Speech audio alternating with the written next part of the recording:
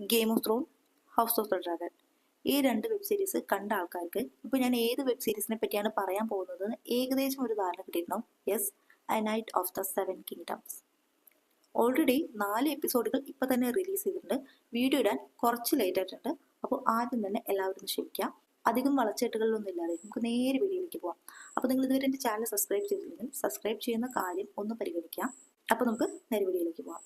അപ്പം നമുക്ക് എല്ലാവർക്കും അറിയാം, ജോൺ ആർ മാർട്ടിൻ്റെ a song of ice and fire എന്ന ബുക്കിനെ ബേസ് ചെയ്തിട്ടാണ് നമ്മൾ ഗെയിം ഓഫ് ത്രോൺ എന്ന് പറഞ്ഞ ഒരു ബ്രഹ്മാണ്ഡ സീരീസ് എടുത്തിട്ടുള്ളത്.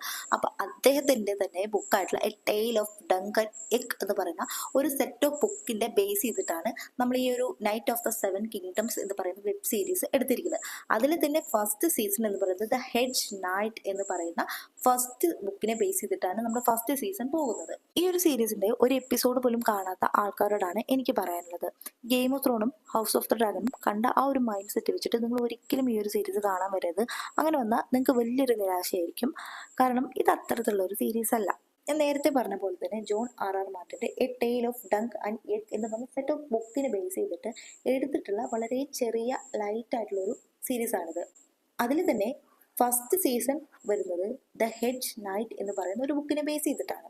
ആദ്യം തന്നെ നമുക്ക് സീരീസിൽ തന്നെ ഏറ്റവും ഇമ്പോർട്ടൻ്റ് ആയിട്ടുള്ള ഒരു ക്യാരക്ടർ ആയിട്ടുള്ള ഡങ്കിനെ പറ്റിയിട്ട് നോക്കാം. ആരാണ് ഡങ്ക്? ഡങ്ക് എന്ന് പറയുന്നത് ഒരു അനാഥബാലനാണ്. അങ്ങനെ അവന് വളരെ ചെറുപ്പത്തിൽ തന്നെ സർ അർലൻ എന്ന് പറയുന്ന ഒരാൾ ദത്തെടുക്കുകയാണ്. എന്നിട്ട് അയാളുടെ സ്ക്വയർ ആയിട്ട് കൂടെ കൂട്ടാണ്. ഈ അർലൻ ആരായിരുന്നു? അദ്ദേഹം ഒരു ഹെഡ്ജ് നൈറ്റ് ആണ്. ഹെഡ്ജ് നൈറ്റ് പറഞ്ഞാൽ എന്താണെന്ന് അറിയാലോ അല്ലേ? അവർക്ക് പ്രത്യേക ഒരു ഭൂമിയോ അല്ലെങ്കിൽ ഒരു സ്വന്തമായിട്ട് ഒന്നും തന്നെ ഉണ്ടായിരിക്കില്ല.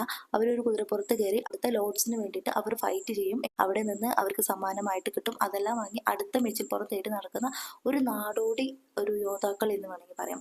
അത്തരത്തിലുള്ളൊരു യോദ്ധാവായിരുന്നു സർ അർലൻ എന്ന് പറയുന്നത്. അദ്ദേഹത്തിൻ്റെ സ്ക്വയർ ആയിട്ട് വർക്ക് ചെയ്തിരുന്ന ഒരു പയ്യനായിരുന്നു നമ്മുടെ ഡങ്ക്. അങ്ങനെ സർ അർലൻ മരണപ്പെടുകയാണ്. അദ്ദേഹത്തിന്റെ മരണത്തിന് ശേഷം അദ്ദേഹത്തിന് അവകാശപ്പെട്ട അല്ലെങ്കിൽ അദ്ദേഹത്തിന് സ്വന്തമായിട്ടുണ്ടായിരുന്ന 3 കുതിരകളെയും അദ്ദേഹത്തിന്റെ വാളും എടുത്തിട്ട് നമ്മുടെ ഡങ്ക് അവന്റെ യാത്ര തുടങ്ങുകയാണ്. ഡങ്കിന് ഒരു വലിയ ലക്ഷ്യം തന്നെ ഉണ്ടായി. ആ ലക്ഷ്യത്തിലേക്കുള്ള വഴി അവന് എന്താണെന്ന് അറിയിട്ടായിരുന്നില്ല. അങ്ങനെ അവന്റെ യാത്രാ മധ്യത്തിലാണ് അവൻ നമ്മുടെ മറ്റൊരു മെയിൻ ക്യാരക്ടറിലെ എഗ്ഗിനെ കണ്ടുമുട്ടുന്നത്. അങ്ങനെ എഗ്ഗ് ഡങ്കിന്റെ സ്ക്വയർ ആയിട്ട് ഒപ്പം കൂടാണ്. ഈ എഗ്ഗ് എന്ന് പറയുന്നത് ആരാണെന്നുള്ളത് ഏകദേശം ഇപ്പോൾ എപ്പിസോഡ്സ് എല്ലാം കണ്ട ആൾക്കാർക്ക് മനസ്സിലായിട്ടുണ്ടാകും എഗ്ഗ് എന്ന് പറയുന്നത് ആരാണെന്നുള്ളത്. പക്ഷെ ഞാനതിപ്പോൾ ഇവിടെ പറയുന്നില്ല. നമുക്ക് ഒരു എപ്പിസോഡ് ബേസ് ആയിട്ട് അതിൻ്റെ ആ സസ്പെൻസ് ഒന്നും കളയാതെ തന്നെ നമുക്ക് ഒരു എക്സ്പ്ലനേഷനിൽ ഞാൻ ആ സ്റ്റോറി എല്ലാം പറയുന്നതാണ്. അങ്ങനെ ആ എഗ്ഗും ഡങ്കും തമ്മിലുള്ള ആ ഒരു മെയിൻ ഒരു കോംബോ അല്ലെങ്കിൽ അവർ തമ്മിലുള്ള ആ റിലേഷൻഷിപ്പ്, പിന്നെ ഇവർ നേരിടേണ്ടി വരുന്ന ശത്രുക്കൾ എന്ന് പറയുന്നത് കോമൺ ആയിട്ടുള്ള എനിമീസ് ആണ് ഈ 2 പേർക്കും വരുന്നത്.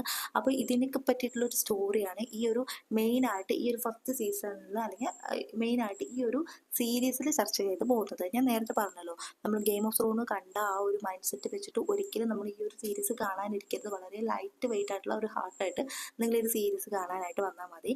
എന്താണെന്ന് വെച്ചാൽ നമ്മുടെ ഒരു മെയിൻ ടൈറ്റിൽ സോങ് ഉണ്ടല്ലോ, song and ice and fire എന്ന് പറഞ്ഞ ആ ടൈറ്റിൽ സോങ് പോലും നമുക്ക് ഇതിൽ വെച്ചിട്ടുണ്ടായിരുന്നില്ല. നമ്മൾ അവിടെ പ്രതീക്ഷിക്കും അവിടെ ഒരു ടൈറ്റിൽ സോങ് ആണ് ഇപ്പോൾ വരാൻ പോകുന്നത് എന്ന് പ്രതീക്ഷിക്കുമ്പോൾ അവിടെ ഒരു അപ്പിക്കളിയാണ് വരുന്നത്. അപ്പോൾ അതൊക്കെ ഞാൻ അടുത്ത ഓരോ എപ്പിസോഡിലും ഇതിൻ്റെ സ്റ്റോറി ആയിട്ട് ഞാൻ വരാം. അതിന് മുമ്പ് ഞാൻ ഈ ഒരു ജസ്റ്റ് ഒരു ഇൻട്രോ പോലെ പറഞ്ഞതേ ഉള്ളൂ. അപ്പോൾ നിങ്ങൾ എന്തായാലും എൻ്റെ വീഡിയോസ് എല്ലാവരും ഒന്ന് കണ്ട് സപ്പോർട്ട് ചെയ്യണം. എന്തെങ്കിലും സജഷൻസ് ഉണ്ടെങ്കിൽ അത് നിങ്ങൾക്ക് താഴെ രേഖപ്പെടുത്താവുന്നതാണ്. കാരണം നമുക്ക് ആ ഒരു ഇങ്ങനെയുള്ള എപ്പിസോഡ്സും കാര്യങ്ങളെല്ലാം പറഞ്ഞ് നമുക്ക് ആ എക്സ്പീരിയൻസ് ആയി വരുന്നേ ഉള്ളൂ. അപ്പോൾ നിങ്ങൾക്ക് നിങ്ങളുടെ വിലയേറിയ അഭിപ്രായങ്ങൾ താഴെ കമൻറ്റായിട്ട് രേഖപ്പെടുത്താം. അപ്പോൾ നമുക്ക് അടുത്ത ദിവസം തന്നെ ഇതിൻ്റെ ഫസ്റ്റ് എപ്പിസോഡിൻ്റെ സ്റ്റോറി ആയിട്ട് ഞാൻ വരാം. അതുവരേക്കും ബൈ.